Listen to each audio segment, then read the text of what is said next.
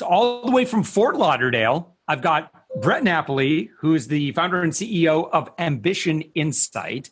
And Brett, you and I have been having some conversations. And one thing I was pretty impressed with is that you seem to have a pretty good handle on getting websites to perform very, very well. And in fact, we started talking and you started taking a look at Up My Influence and you pointed out a good half dozen things.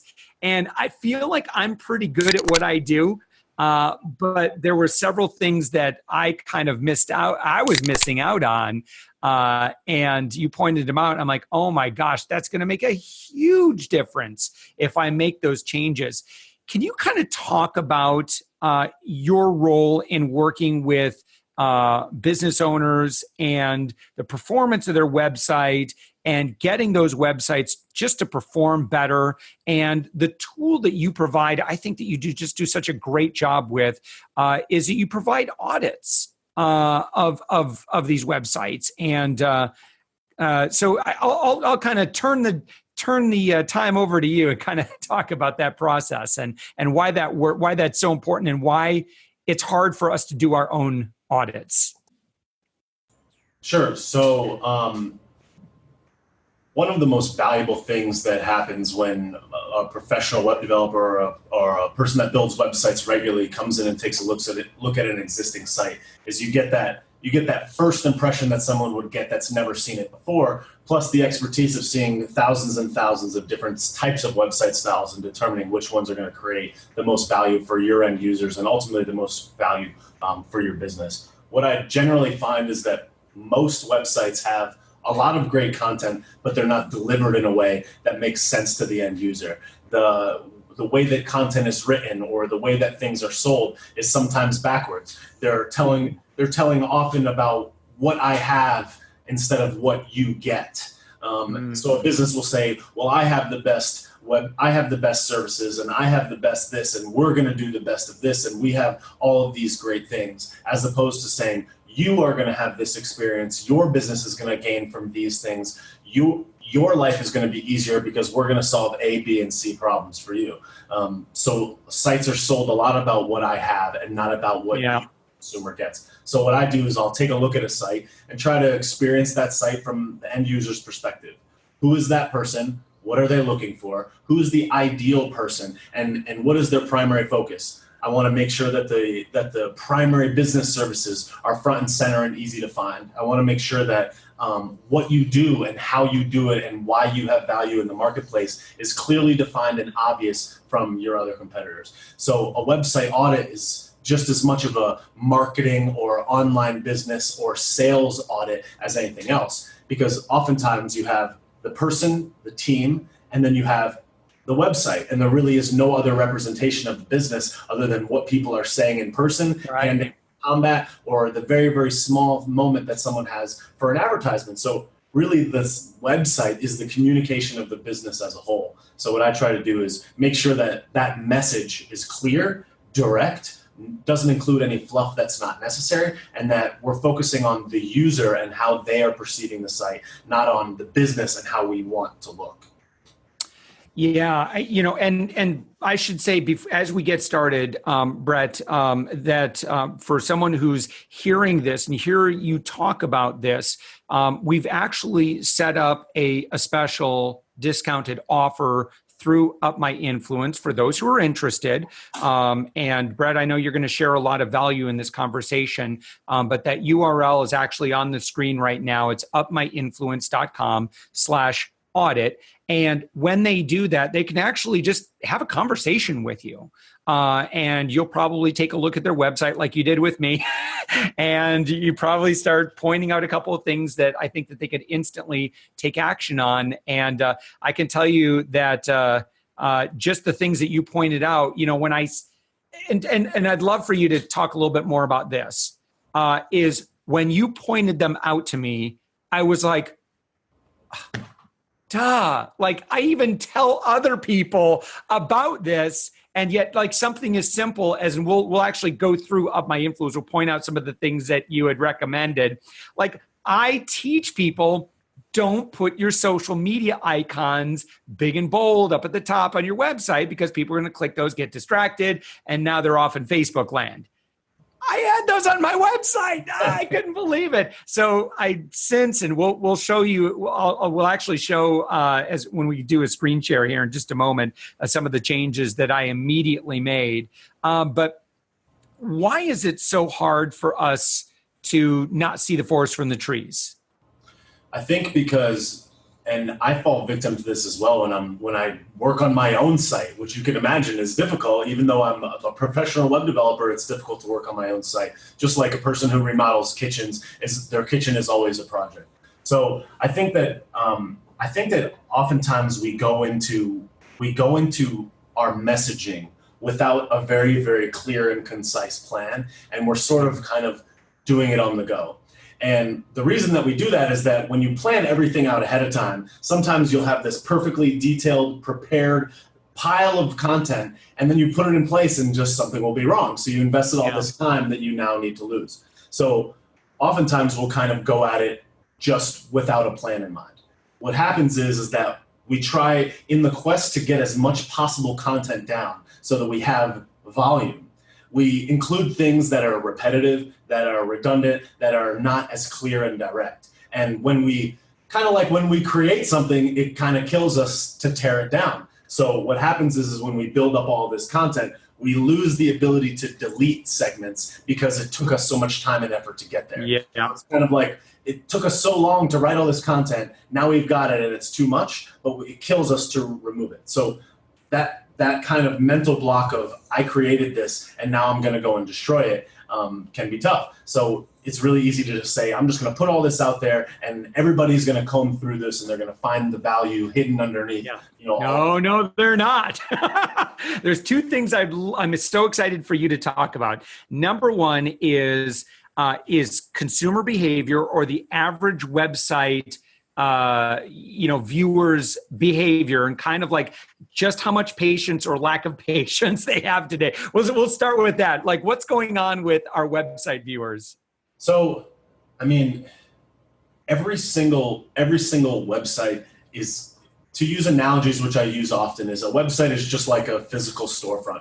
I'm going to spend more time in the paint store than I'm going to spend in probably in a small store, maybe buying a single item. Something that's going to take a lot of decision making and time. When someone's on a website, generally speaking, they're staying on that site for less than 3 minutes. The average time that most people will spend on a website is usually 1 to 2.5 minutes.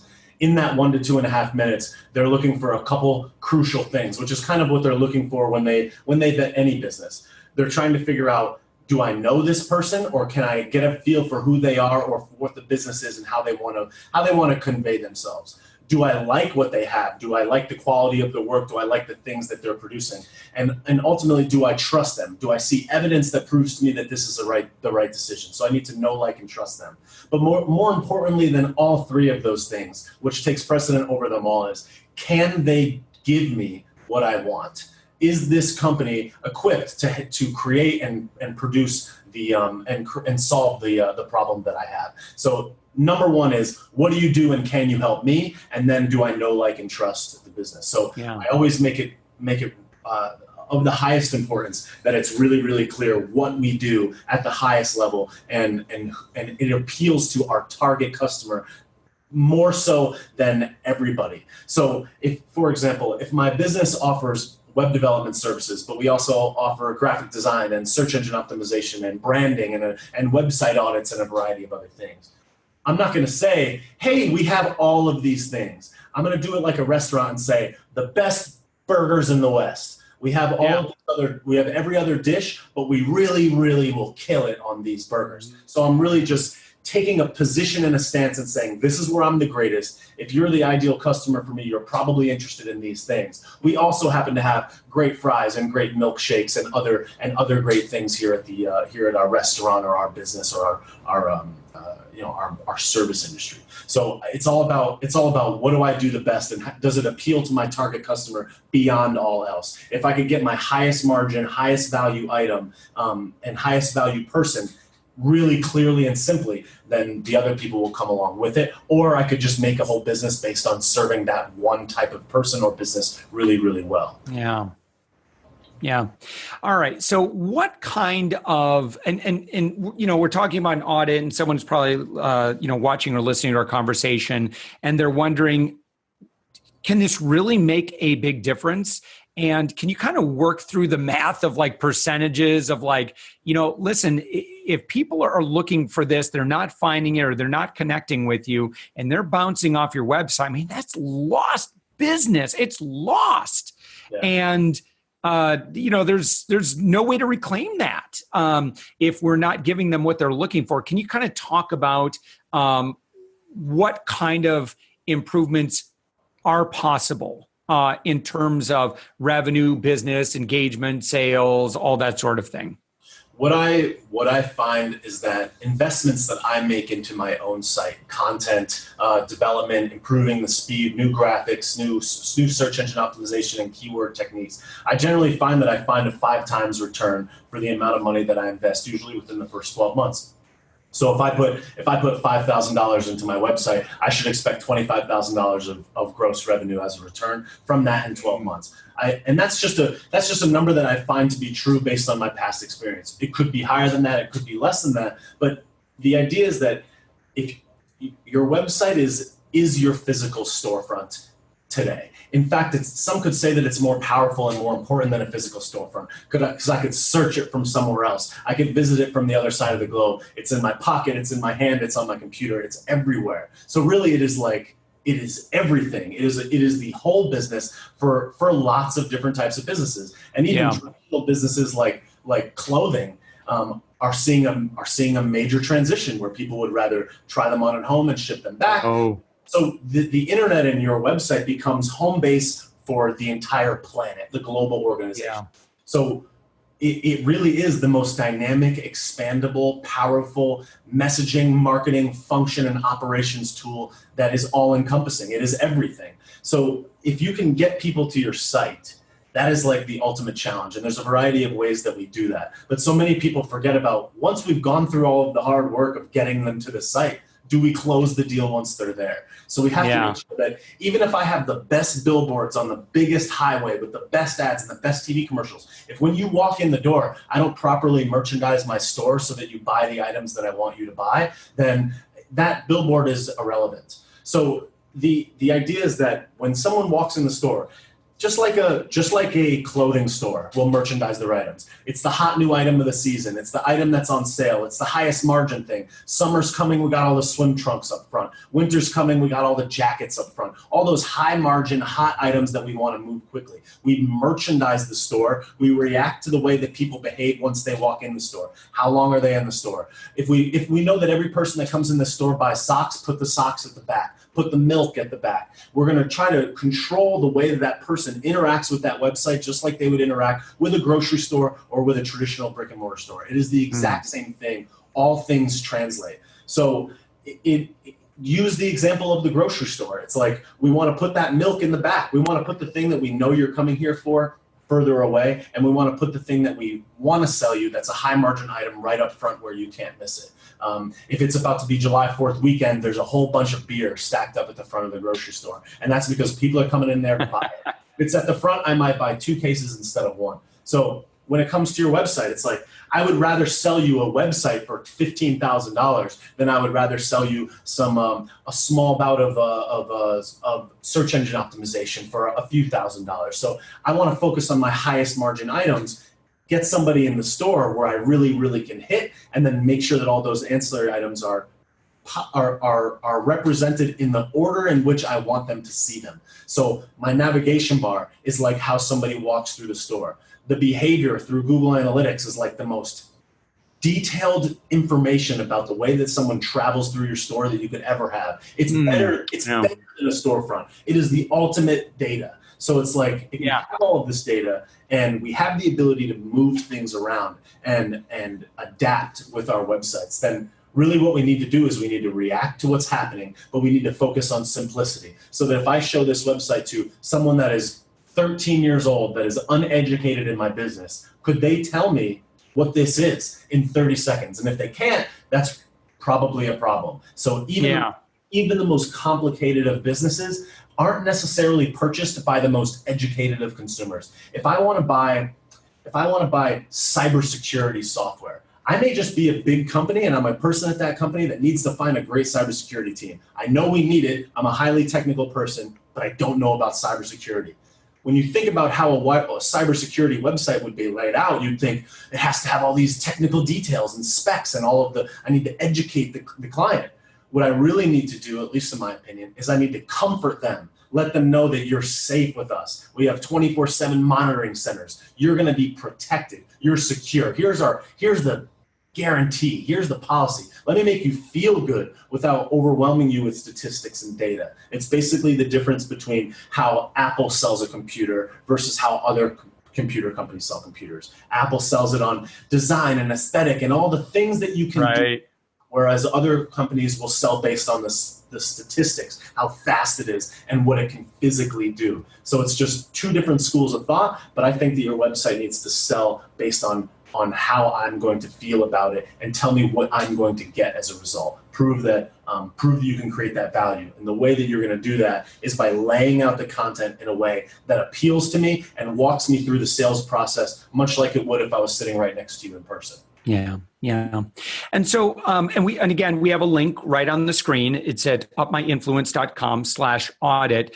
But Brett, can you kind of explain what the audit process is like and how much does it cost? Sure. So generally speaking, I would consider a small audit to be a price of $4.99. What that would basically entail is between 2 to 3 hours of workable time where we would not only review what the details of the site are, but I would go to the page and make some analysis about like, what is the most important client? What do they look like? How much do they spend? What are they looking for? Where are they coming from? So I'm going to ask a bunch of questions about the business and how it works. What are the nuances of it that make it special? What gives you an advantage in the marketplace? So I first understand the business. Then I look at the website and make sure that it's properly transmitting that message to me and to the end consumer. So it's take all those value items and ask them about the business, learn about it, and then go to the website and make sure that that's being communicated effectively. Now, the second more detailed audit would be a $9.95 audit, and that would be a little bit more detailed. That would be a longer initial consultation. That would be a longer review at the end of all of the details, and it would be a multi-page report where we literally go page by page, section by section, investigating the navigation bar, the way that the page loads, the way that the content is presented, the way that the product is sold, and just going and making specific individual suggestions about small changes you can make to your nav, different changes on how you write your content, maybe the size of your images are too high, and just making details that will improve not only the user experience, but the overall look and feel, the amount of time that someone spends on the site, the ability for more people to find the site through search engines, and then also how to react and adjust to the data that your website gives you once you actually manage to get them there and make the adjustments that we make. So it's very, very specific. It's screenshots of pages with arrows and red boxes and highlights and different details about those elements. And really, it's just as much of a business audit as it is a website audit. It's understanding the business and how it works and making sure that this particular messaging tool properly conveys that and appeals to the ideal consumer quickly and efficiently. So that's really what it consists of.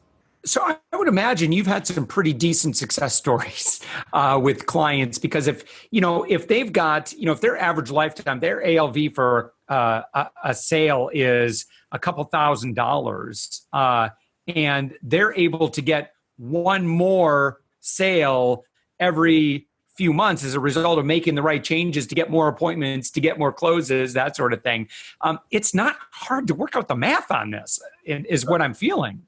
Right, because I mean, what I find to be almost even a better argument, I suppose you could say, than the potential upside, which is obviously tremendous. If you're on the web initially, you understand the scalability, the durability, the flexibility of it. I can translate it into 150 languages in 1 second. I mean, how can you beat that? It is the ultimate sales tool. It is the ultimate salesperson. Really, it is better than any salesperson could ever be. And when you really think, some people will fight that, but that is totally the truth. So the idea is that not only does it create all of this additional upside and the ability to generate new leads, well, think about the money that it saves. Most people forget about the loss and the bleed of money that comes from buying external advertisements, taking all of that effort to get people to their page and then losing them. Generally, I would say that like your average business, even a small business, is going to spend between, let's say at the absolute least, $1,000 to, let's say, even just to use a number, let's say $10,000 a month in advertising. A business that generates a fair amount of money will be spending that conservatively, $1,000 a month.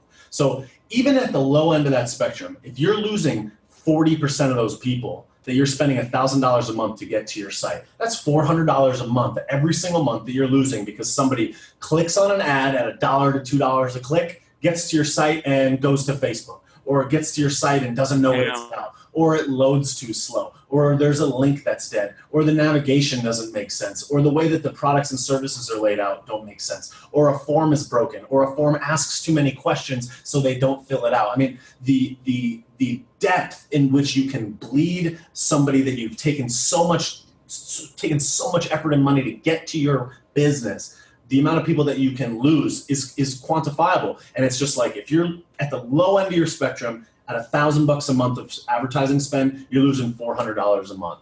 So it's just like $400 a month. That's $5,000 a year that you're losing by just people not converting when they get there. And most people and most companies are spending more than $1,000 a month. They got a Facebook ad, and they got a social media person, and they have a couple small ads in maybe a newspaper that they like, or a website that they like, or a newsletter. They've got things that are happening, and there's effort going out and physical cash being spent, and they're bleeding it because when they land on the page, I've taken all this effort to get you in, but when you walk in the door, there's a light bulb out. The highest margin items are not up on the front. Your inventory is low in menswear, and we know that a lot of men come into the store. Your women's wear is all the winter stuff, and it's about to be summer. You got to be moving it. You have to be adjusting it. You have to be thinking about the consumer and taking care of them once they get to your page. And so oftentimes we will take something 70 to 80% of where it needs to be, and we'll say, this is good enough for now. And what happens is it stays there forever.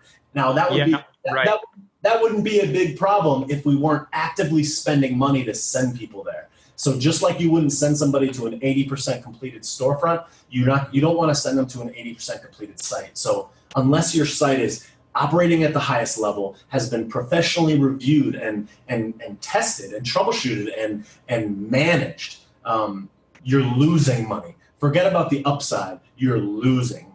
And that's a much different sales pitch, because it's just like, not only do you have all this tremendous upside, you could bridge that delta of the money that you're actually spending. So your money is more efficient, your customer acquisition cost goes down, the user experience is better, the way that the website and the business is sold is better. It becomes more of a tool where you spend less time on the phone answering questions. What are your services? How do you do it? Do you have a guarantee? Put an FAQ on your site that details and answers questions. So there's so many ways to have this site be the ultimate sales tool, that something like an audit can be of tremendous value, because not only does it make very objective, specific examples of what you can change, but it changes your mindset about what somebody is doing when they come on this page. What are they really thinking about? And oftentimes we don't think that far because we're too close to the business to see the depths of what the customer really, really cares about. And it's not the About Us page. It's not. Most people put that About Us page. They care, but they don't care as much as they care about, do I know, like, and trust you? Can you do what I want you to do? Can you do it at the rate and the time frame that I want? That is of far more importance than who you are. I'm going to figure that out first.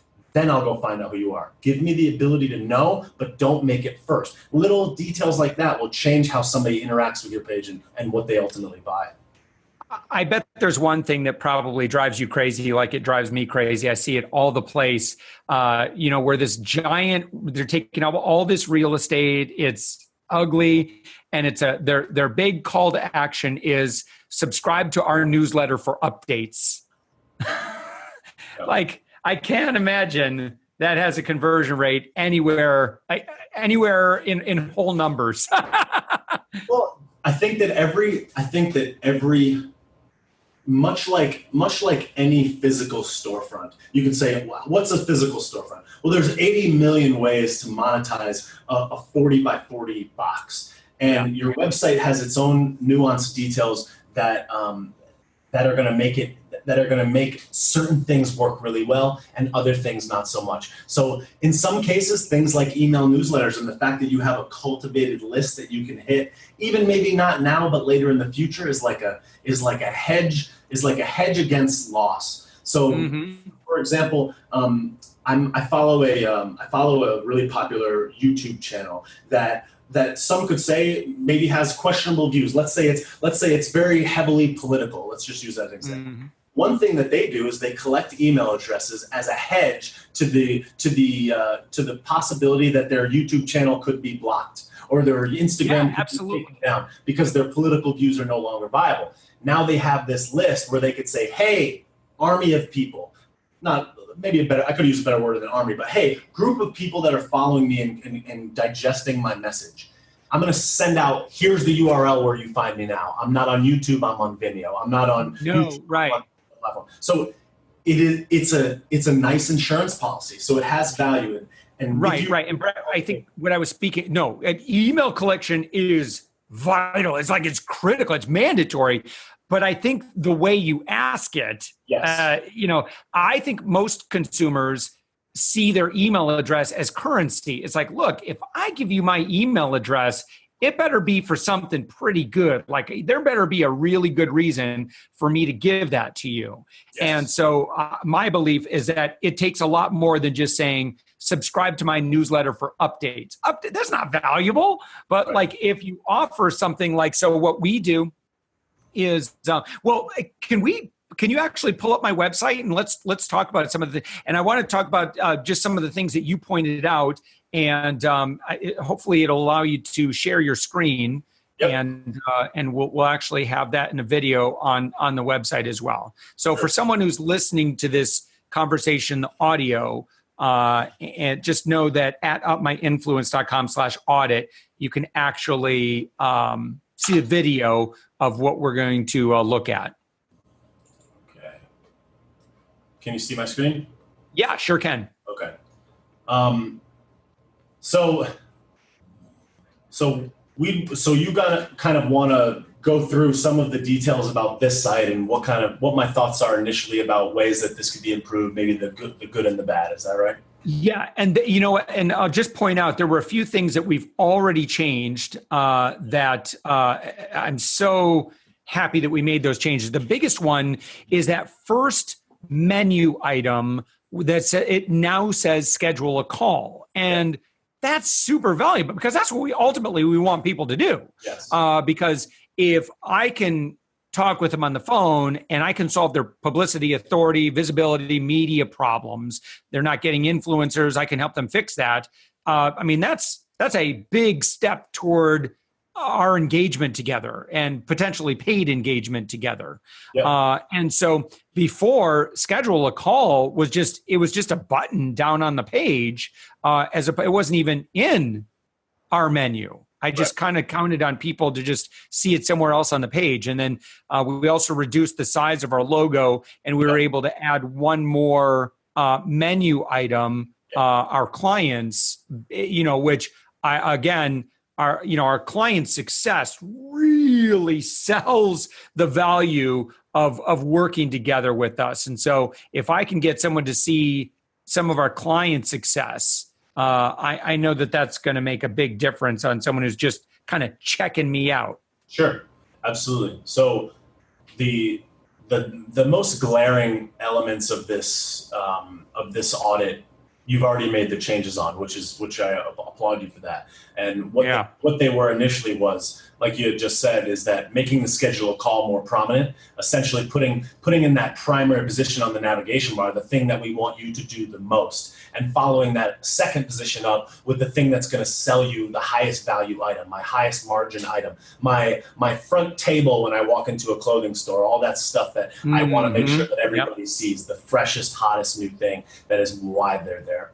So the first thing is, and the first thing that I noticed is this pop up here. The way that I feel about pop-ups is I feel that pop-ups are cool because they prompt you to do something. That one, just in case, that was an exit intent pop-up. So your mouse went above, and that's when that one came up. Yeah, so I was just going to say that I appreciate exit intent ones, but I don't like pop-ups on the homepage because it basically says that the most important thing on this entire website that I want you to do and that I want to capture for you is not even on it. And it says to me that I want you to take this quiz, but technically it's already right here. So it's like, I was going to see that anyway. So I would say that pop-ups, even exit intent pop-ups on the homepage are generally a no-no. I would try to make sure that they're at least on page 2 or page 3. Now, this doesn't apply to this is not a blanket statement for all businesses and all websites. I think that there's lots of different things that make one different than the other. I think for yours, because we have so much other stuff going on here, because we have lots of content, and I'm clearly here to research and find more about, I don't want to anticipate that you're going to be running out the door and say, hey, I noticed that you walked in, like, here, take a free sample quick. Kind of believe that the storefront and that the way that I've laid it out will do the best that it can to capture you initially. And if you have a pop-up come through on page 2 or page 3, that's great. Now, if your data tells you otherwise and your analytics tell you otherwise and say, hey, this pop-up intent is closing deals like crazy, of course use that. But my initial thought is that as a new visitor to the site, I don't want to see a pop-up before I have a chance to digest anything. So to me, it's like, now I got to take action. Now I got to click X. I got to close this out. Now, on top of that, I also have this bar sticky at the top, which prompts me for this quiz again. So it's like, it really wants to hit me on this quiz. It's more than obvious that you want me taking this quiz. I see it here. I see it here. The pop-up is a little too much. It almost assumes that I'm not paying attention at all. So I think that the way that that pop-up comes in is not the best. Right. Now, I like that this clearly explains what the business is. It says what we are and what we do for you. What do I get? Quickly establishes what it is. I like that there's a video here. If somebody can take the time to create a well-produced, well laid out, graphical video with great audio that explains it in 3 minutes, that's fantastic. I think that that's a great thing to lead with. Now, I think that the way that this content is written is well done.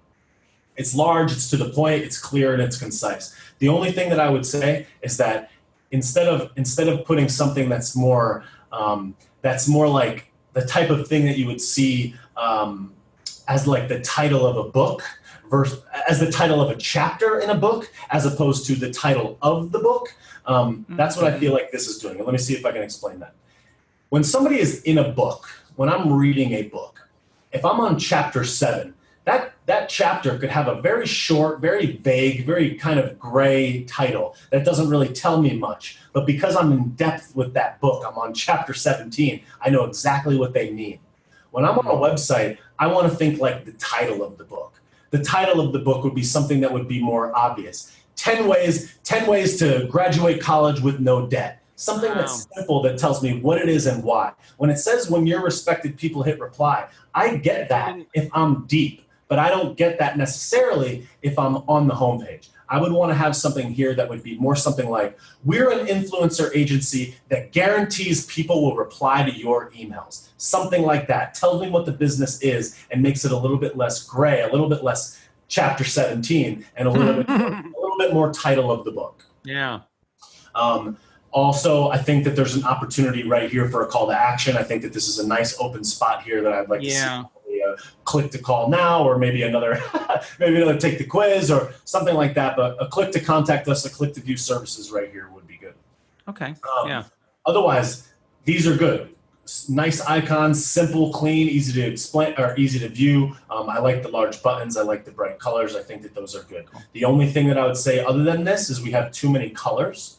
We have blue, and then we also have green, and then we also have a purple here, and then we also have a yellow, and then we also have an orange, and then we have this in green. So text green, text blue, then we've got different colors. So we want to limit the amount of colors that we've got and have try to have some more consistency. So for example, every single button on the website is going to be yellow and blue, or it's going to be orange and blue, or whatever, but we use only those 2 or maybe 3 colors for all of our buttons. When it comes to things like this orange, purple, green here, if we could try to make these maybe all gray or all a single color so that I'm not distracted by the color of the icon, but I'm more focused on the text that it contains, I think that these would be a little bit more effective. Make them gray and then I'll read the box. You make them colored, it makes me look at the icon. In addition to that, the icons are pretty large. Maybe make those icons a little bit smaller and maybe add an additional sentence to that text or something like that. Or maybe a header above each one.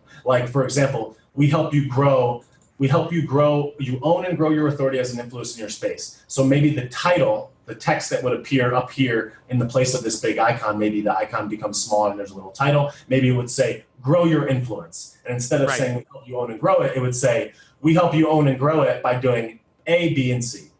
Same thing here. Instead of the, I also try to remove words that are generally, I try to remove words that are not absolutely pertinent. So instead of you use your or we use ours, instead try to make it just to the point.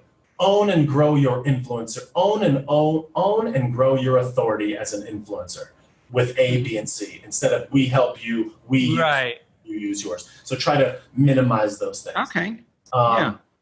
Okay, so now I like how the phone number is prominent. I like how it's click to call. I think that's fantastic. I think the login button jumps out at me because it has another color. But again, remember, we got blue, we have orange, we have black in the logo. We got a green here. We got an orange here. We got an off blue here. We scroll down, we got green again, and then we got orange and purple. Too many colors, we need to limit that. So now let's go to like our schedule a call page. Now, schedule a call page, cool. And again, we also have to remember this. It's easy for me to just rip this thing apart because it's like, is you changing the image that appears in this 30-minute chat the highest and best use of the next 30 minutes of your time? Maybe not. Maybe there's a lead you could follow up. There's a call that you can make. So this is not intended to break down what's there, but just to say, in a perfect world, we want to strive towards this. So again, I see a big green here on this schedule, which is different than the blues and the oranges and other things that I've seen. So I want to make sure that these bars are consistent. I'll get to this. I'll get to what just happened there. So I would try to maybe switch these icons, maybe put a 30-minute in this icon, use these thumbnails to highlight something about. Oh, right. 30 min, maybe this one just says 30 min and then a little clock icon. This one says 30 min plus interview and a little icon. Again, consistent image sizes all the way down the line would be, would be helpful. Now, okay. But otherwise, these are pretty good. They clearly explain what they are and what they're for. The only recommendation that I might have for this section would be to increase the font size here. Yes. Here and here to properly segment each of these things as being different services. Maybe different categories. Maybe consider centering these so that they don't appear nice and blend in line with these three. Center them and increase the text size. That way these segments are separated out. So that would be there. So let's go to our services page.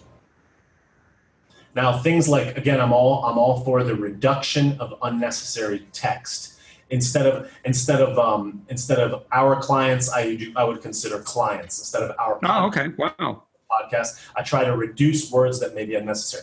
Things like learn more about our services, I would consider trying to reduce that to a single line so it's consistent. Yep. I'll do something like view all services in this position. Let's see, add services and pricing.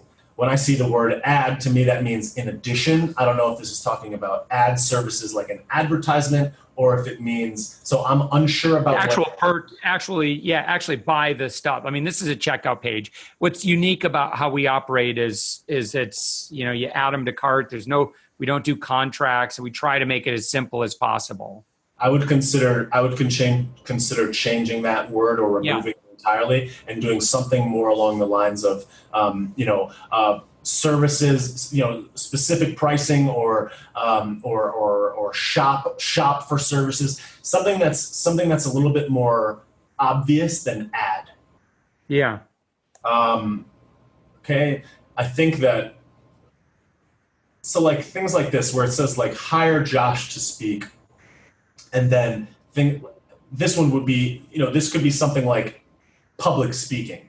We are assuming that we're hiring you because it's in the services. So something like public speaking under the category of services would make sense. So again, these little differences between, do I want to click on this, can make a big difference. So here on the services page, this would be ideal if it said something like view all services, pricing, media celebrity launching pad, if that's the name of the product, total authority makeover, and then public speaking, something like that, or speaking. Now, when it comes to things like total authority makeover and media celebrity launching pad, we can call it the total authority makeover, and that could be the name of our flagship product. But we may want to do something that's a little bit more obvious, depending, so that it makes me want to click on this. Like, for example, full site audit, full authority audit, things like that. Where what exactly does total mean? What exactly does makeover mean? Can we make can we make this more digestible so that I'm willing to click it? Because all you need me to do is open the door. The only things that these could do is like make me not want to open it. I want to know your services, but I don't know exactly what I'm going to get when I click on this. So it makes me hesitate. So that nice consistency to those menu items make it really digestible to click on. Now, this I don't like primarily because I lose my nav. So now I'm trapped. I feel like I just walked through the door, and as soon as I walk through the door, I turn around to go back out that door, and there's no door there anymore. So now I'm in prison. So now the first thing to do if I don't want to watch this masterclass, because I don't even remember how I got here, because I don't think I clicked on masterclass, I have to now exit your website. Now it's prompting me again after I'm always in. I'm scared now. Now I want to go away. I don't like how it sent me elsewhere. So now I got to go back. And some people don't even know that they can go back. So then I got to reload the page, and it's like, wait, where was I? So if you want to put them onto a landing page, because that's part of this funnel now, what do we do? My opinion is that all websites or all pages and areas of a website that are linked to from the primary navigation bar must have consistency in both the top nav as well as probably I would say the footer as well. So any page that I click in this nav will allow me to retain this nav on that page so that I'm 100% in control of the navigation through this area without you trapping me in a spot. So especially when I don't even remember what I clicked on to get to that masterclass. It might have been the launching pad. That's probably what it was. It was the authority makeover. Launching pad's going to do the same thing, put you onto a landing page. So if I click authority makeover and when I land there, it doesn't say total authority makeover. It says masterclass. Now I'm confused. Now it's yeah. Gone. It's all about consistency. It's all about knowing where I am inside the store. I need to be able to know where my exits are, where the front, where the back is, where the section that I want to go to is. You want me to be empowered and in the know at all times. Don't take my nav away. Don't take my footer away. Let me be able to navigate where I want when I want to. And if you're going to call something, make sure that you call it that consistently throughout the board. Every time you mention this media celebrity launching pad, it's called a media celebrity launching pad. When I go to that page, it's called a media celebrity launching pad. It's always referred to as that when you're on the phone, when you're writing an email. It's consistently across the board. Okay. That is really important. So now it's like, you know what I mean? I'm hesitant to click on these because I know that I'm going to have to back out of it. So it's like I go and I click on my launching pad and it's like. Yeah, that's going to do the same thing, put you onto a. Yep. So I'm scared now because it's like, oh, now I see a credit card. Now I'm really scared because I didn't know that I was even buying anything. And now I have. Yeah. And you could have, for lack of a better analogy, there's no foreplay. It's just like, do you want to go right now? It's there's nothing that's welcoming me in. I didn't feel that I was ready for this. Yet here I am. Somebody asked me. So a link to this would not belong in the menu. I don't know. I don't know that it doesn't belong in the menu. I would say that what does belong on this page is the nav. The page is navigation. Right.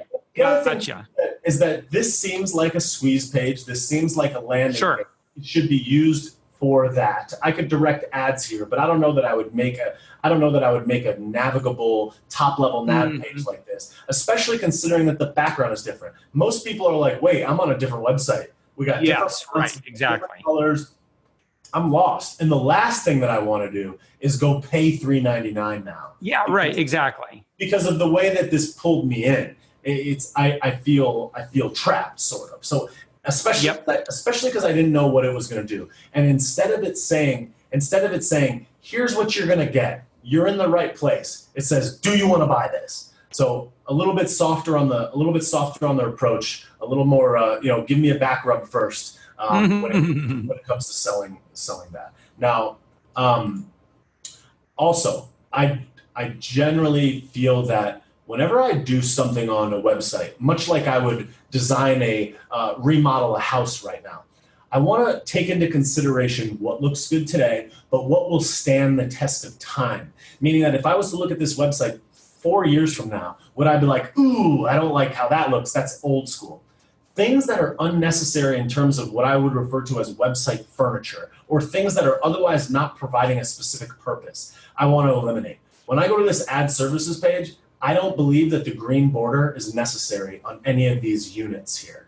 I don't believe that a green border is necessary in this box, or this box, and I definitely don't believe that it's necessary around this primary area. So even though it does segment the areas, I feel there are other ways that could be done without the border. If you're going to use the border to segment this bottom area, then don't use it to segment these 3 top areas. Maybe use something like a gray background or a slightly off-color background to show that they are different, but don't use that same strong, super loud border because it distracts me.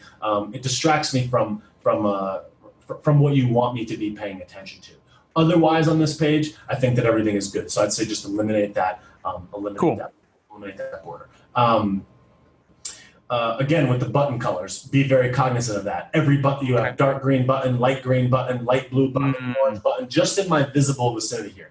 We want to make sure that we have a primary button color, which is the one that we want people to take action on most importantly and above all else. That is our primary mega color. So that could be the blue, that could be the orange, that could be this green. It probably wouldn't be the yellow, maybe, but definitely one of the brighter ones, the blue, orange, or green. And we make sure that every primary button is that color and every secondary button is something that's less attention grabbing. When I look at these buttons, green and blue, I see no difference hierarchy of importance between these 2 buttons. One of them doesn't seem more valuable than the other. If I had a button that was red and a button that was gray, you would know that the red was more important. If I had a button that was bright green and then dark green, you would know the bright one is more important, and so forth. You want to try to create a more muted color for the less secondary button than you do for the primary. And generally speaking, you should really only have 2 button colors for the whole entire site. For the most part, that way everybody always knows. Let's jump over to our clients section.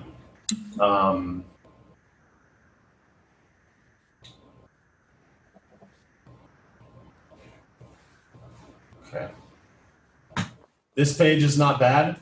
Only recommendation that I would have for this page, the first and only thing that I say is actually, there's a problem with that little thing at the top there. That should be showing you logos. So there's something wrong with the little plugin that's supposed to be scrolling through those logos. So in the event that there's an issue such as that, we can use what's called a comment. In HTML code, as well as in PHP and CSS, there are what are called comments. So here it is now, it's starting to work and I didn't do anything. So chances are there's just probably issues with the first carousel of images. These images right here or something like that. I don't know. But either way, if it wasn't working, it would be better for it to not exist at all for them. So I would do what's called commenting this out. And a comment in HTML code, for example, would look like this. it would be. Yeah, right. And then close caret in Sure. CSS, it would be this. So, or I forget which one it is. I think it's that one. Well, yeah. So thank you. What I'll do is I'll just change that so that we don't have a technical problem with that. Exactly. Temporarily. That's easily solvable. Yep. Temporary hide it until it's fixed. Now, things about emphasis. Emphasis are really important when it comes to a page and how someone digests it. When I look at this page here, I see, and again, I'm picking out like the specifics of the specifics. This is, like I said, perfect world. When I click on Money Answers, launches a new one, okay, perfect. So the fact that our quotes have points that are highlighted in bold, I think is great. I think that they should have that. Give me the home run hit. Make it so that make it sure I don't even have to read it. But what I don't want to see here is I don't think that the name needs to be bold because it takes my attention away from the text. And since this is already emphasized in the sense that it's separate from the rest, it's near a logo, it's near a domain, this could be not bold and it would draw my attention more to the bold in here. With all this extra bold, it just takes my eyes away from the true POW, which is inside these quotes. So if I was to take these bolds away, maybe make them italic instead of bold, if you really want them different, but definitely make them not bold. And then these large blocks and chunks that are bold here, because that's kind of too big. I'm going to read. If everything is bolded, nothing is bolded. So just looking at this in 10 seconds, this is what I would highlight. I would say, Josh is a guiding light. Yep. And I would say, gain a massive audience. That's it. And the rest of this would not be hired. Sure. Now, this one, best thing that happened to my soccer business in 9 years. Okay, doesn't apply to everyone, but okay, so I'd remove the bold here and I would do grow your brand, or this is the place to do it. I would probably do grow your brand, and then I would do something like featured in over 10 different influencers magazines like that. And those would be the only two things I'd highlight in that one. Okay. For this one, Josh stands out, adding value to their product. For this one, bring out the best parts and probably stand out from the rest. You got to think about, like, if I was to go down this page, I always tell people this, if I was to go down this page and all I read was the large text and the bold, would I be sold? Right? Would I be sold on this page if I only could read what is listed in bold and what is listed in the blue? So if you think of the page like that, then it's like, Josh is a guiding light, gain a massive audience, land me a placement in a major business publication. You know what I'm saying? So it's like, I'm reading this and it's like, wow, grow my brand. Wow, stand out from the competitors. These all sound like home run hits to me. I don't care so much that this is the best thing that happened to the soccer business, but what I do care about is that I stand out from my competitors. Highlight those things in these things, and people will read just that, and that's what'll sell them. For these ones, again, we've got large text, and then we have like a bold here. Maybe make these not bold because there's a lot of chaos happening here, a lot of text, a lot of images. So maybe simplifies these, shorten them, or make them not bold. Otherwise, these are great. I mean, review videos, that's killer. Can't beat that. Going over to the podcast page. This is good. I would try to maybe say who this person is versus it just being. Sure. Try to say, this. Seems obvious. Seems obvious because it says it right here, but throw it over here too. No, she deserves the caption. That goes there. Otherwise, this looks great. Yet again, another button style, not too good. I would say that you take some of the text out of the button and make the button say apply now, and then apply to be a guest. Right? Would you like to be interviewed in large text? Apply now in the button. Apply now is just the button. Yeah. Yep. Because otherwise, it's like, is this a graphic? Is it a button? It's too large to be a button. I don't know. Confusing. Friction point. Bad. Okay. Blog.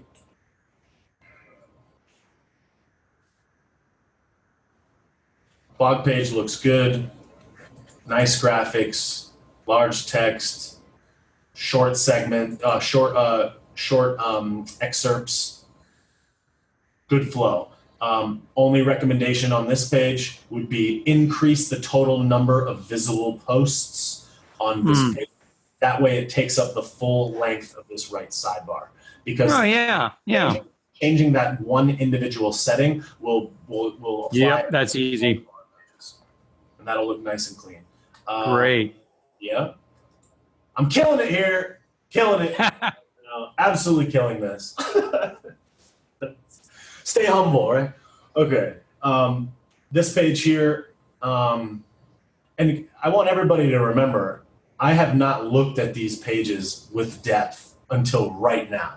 This is the initial, I've gone to this website, I've looked at a couple pages, but this is not, I have not by any means looked at this with any level of significant depth. So this is just the type of stuff that you would get on, right off the bat, even in a one-to-one session. And the value of these things is tremendous, beyond just the stuff that I'm noticing in the first minute. In a true audit, there would be more depth to each page. There would be individual drawings and examples. So there would be more than just the comments. And I could make suggestions about how you write the text, or what it should be, or what colors those buttons should be, and a variety of other things. The more time that you allow me to audit it, the deeper and the more valuable the output is going to be. On here again, I like how these icons are smaller, but the variety of colors, I believe, is a little distracting. But otherwise, this is pretty good. Nice, clear layout. For this, the only thing I would say about this is a super text-heavy spot. I think that most people are not afraid of the scroll. I would say make this full page width, and then take this piece and put it underneath it, and don't be afraid of the scroll. If it deserves more prominent real estate, create an additional page for this, or for this, or for something like the values and core values. Maybe make a page specifically for that, or take all this stuff about the team and put this on its own page, because there's plenty of good stuff there. So maybe make the team its own page and the about something separate. The only other thing I would say on that page is maybe a photo, like a big nice stock photo or something like that. When I click on let's see, press about Josh, and again, I always default to simplicity in these nav items. I don't like these sentences. So this should just almost say, this should just be, about Josh Elledge. The press almost implied, because we want them to, if you think that people are going to call it press, or going to be more apt to click on something that says press, make it press. If they're going to be more apt to click on about Josh, make it about Josh. What I've done in the past on some of my sites is I'll have a press page that is basically just the part of this section that's press, which is like mega sized. And then there'll be a second page that's about Josh. And then it may highlight some of those and direct you there, or you literally might duplicate the entire page. That way it appears on both. But if you believe that there's a lot of value to both of these, make a press page, make an about Josh page, and separate them or duplicate them so that one appeals more towards one versus the other. Wow. On my website, I have a page under services called public speaking, which is basically a duplicate of the about Brett Napoli page on my site. The only difference is the about Brett Napoli site talks a whole lot more about me, whereas the public speaking talks a whole lot more about the service of public speaking. But they both list every speaking engagement that they've ever had. They both list all of my photos. They both have similarities, but they present the information in two different ways so that someone could digest it in totality at either position. So the 150 podcasts Josh has appeared on, again, I would try to see if I could find a way to simplify that, like podcast interviews, and know that when they click there, then they see the mass. They'll get the, throw in the 150 plus pot. That's kind of an authority thing, but they'll get it, I guess. It is, but maybe, maybe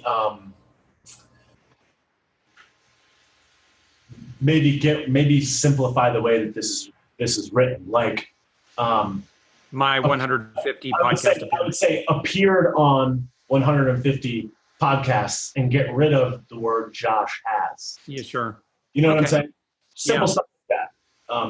Because we're assuming it's you because we've seen you highlighted in a variety of positions. So again, just trying to make it simpler so that I don't have to read the sentence. Okay. It's more of a label, like a library card versus like an introduction. Right. Again, here, this looks good. I don't see any problems with this one.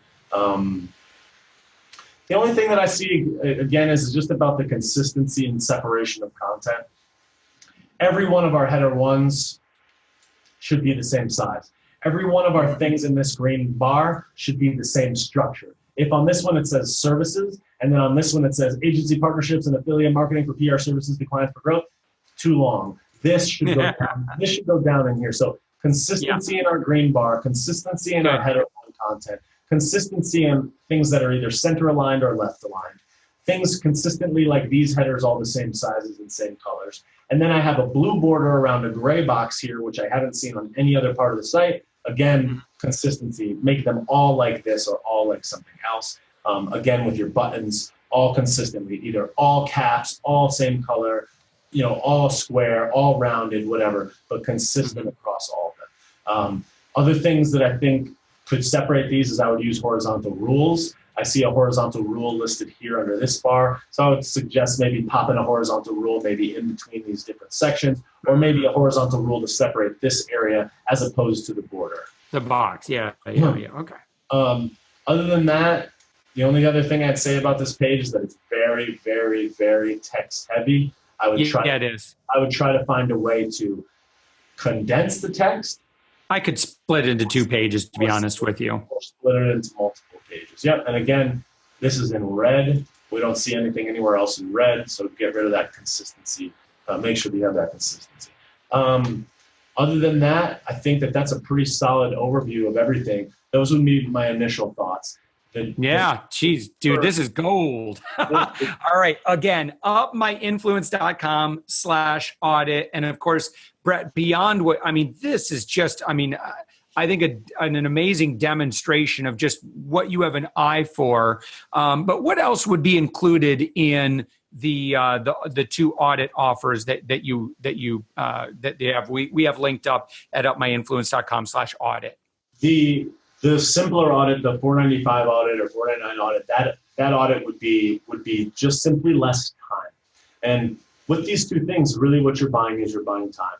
So a smaller audit would involve a slightly shorter initial interview, as well as a slightly shorter report, as well as a slightly shorter overview of that report and application.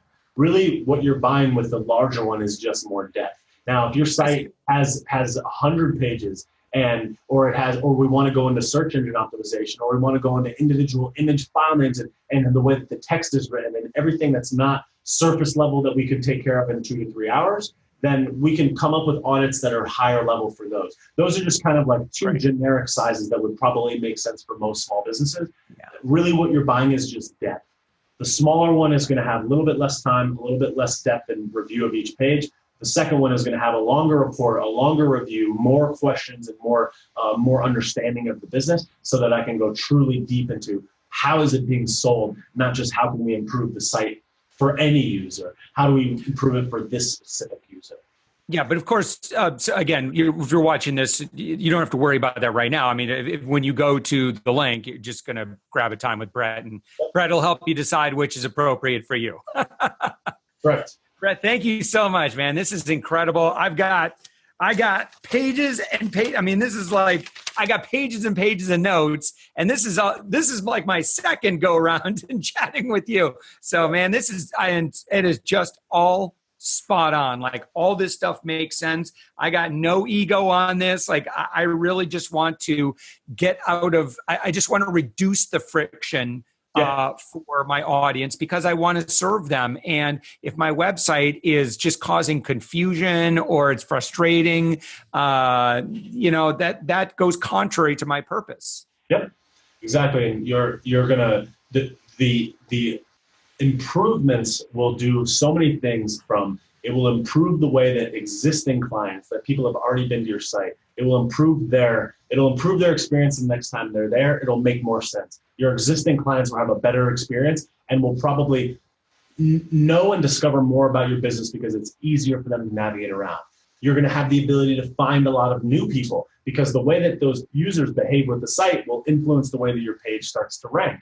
By improving those things like reducing text amounts and changing fonts, I'm going to spend more time reading because it's easier to digest. More time on the site, more people come, better search position. So you have the benefit of the existing, you have the benefit of the new, and then you also have the benefit that this will save you time talking to people on the phone, questions, emails, and people that are like, where is this? Do you do this? Can you do this? So it saves you time, it makes you more money, it reaches new people, and it properly optimizes and upsells your existing audience. It is influential across the board. I love it. I love it. Well, Brett, you're Brett Napoli. You're the founder and CEO of ambitioninsight.com. And of course, to connect with Brett, we've had the link on the screen the whole time. You can just go to upmyinfluence.com/audit and just find out how Brett can help you and make sure that your website is becoming your MVP salesperson for your company and doing the job of not just selling, but cultivating and growing that relationship with the audience that you serve. So Brett, thank you so much for this time together. Thank you so much for all the gold. This is amazing, and I'm so grateful for all this great advice. And I'm really excited for all the other discoveries that are going to happen when people go through this process as well with you. So thank you very much. Absolutely, I do appreciate it, Josh, and thank you for everybody that's paying attention. I do appreciate your time.